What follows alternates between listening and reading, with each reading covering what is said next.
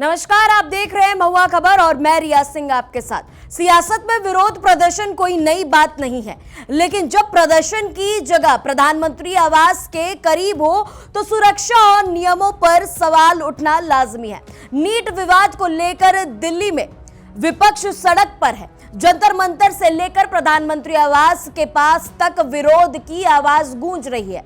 कांग्रेस सांसदों ने पीएम मोदी और शिक्षा मंत्री धर्मेंद्र प्रधान के इस्तीफे की मांग की है, लेकिन बड़ा सवाल यह है कि आखिर संसद भवन और प्रधानमंत्री आवास कितने करीब है, वहां प्रदर्शन के क्या नियम है और दिल्ली में धरना प्रदर्शन के लिए किन जगहों की अनुमति होती है और किससे परमिशन लेनी होती है, यह बहुत बड़ा सवाल है। नीट परीक्षा विवाद को लेकर दिल्ली में सियासी पारा बढ़ गया है। विपक्ष लगातार सरकार पर हमलावर है।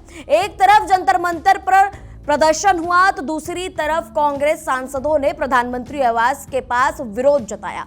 विरोध प्रदर्शन के बीच चर्चा इस बात की भी हो रही है कि आखिर संसद भवन से प्रधानमंत्री आवास कितनी दूर है और इस इलाके में प्रदर्शन की अनुमति कैसे मिलती है। संसद भवन और प्रधानमंत्री आवास यानी 7 लोक कल्याण मार्ग के बीच सड़क से दूरी करीब 2.9 किलोमीटर है।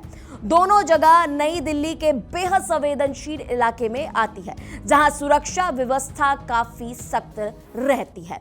दिल्ली में किसी भी प्रदर्शन, धरना या मार्च के लिए पहले दिल्ली पुलिस से अनुमति लेनी जरूरी होती है। इसके लिए आयोजकों को पुलिस प्रशासन को आवेदन देना पड़ता है। संसद भवन, प्रधानमंत्री आवास और राष्ट्रपति भवन जैसे संवेदनशील इलाके के पास सीधे प्रदर्शन की अनुमति नहीं दी जाती। अगर कोई करता है तो उसे सजा मिलती है। इसलिए पुलिस ने प्रदेश के लिए कुछ जगह तय कर रखे हैं। जंतर मंतर पर छोटे और शांतिपूर्ण प्रदर्शन किए जा सकते हैं, जबकि बड़ी रैलियों के लिए रामलीला मैदान जैसी जगह इस्तेमाल किया जाता है। इसके लिए भी पुलिस और प्रशासन की मंजूरी जरूरी होती है। यानी लोकतंत्र में विरोध का अधिकार जरूर है, लेकिन सुरक्षा और नियमों को ध्यान में रखते हुए प्रदर्शन के लिए तय प्रक्रिया का पालन करना होता है।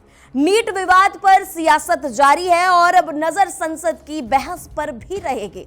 तो तस्वीरें साफ है कि लोकतंत्र में अपनी बात रखने का अधिकार हर किसी को होता है, लेकिन देश के सबसे संवेदनशील इलाकों में प्रदर्शन के लिए सुरक्षा नियमों का पालन भी करना पड़ता है। नीट विवाद पर सियासी घमासान लगातार जारी है। विपक्ष सरकार से जवाब मांग रहा है तो सरकार कार्रवाई और चर्चा की बात कर रही है। अब देखना होगा कि यह मुद्दा सड़क से आगे बढ़कर संसद में किस तरह उठता है और इस पर क्या समाधान निकलता है। फिलहाल दिल्ली की सड़कों से लेकर संसद तक नीट विवाद को लेकर काफी चर्चाएं तेज हो गई। अब यह देखना होगा कि धर्मेंद्र प्रधान इस्तीफा देंगे।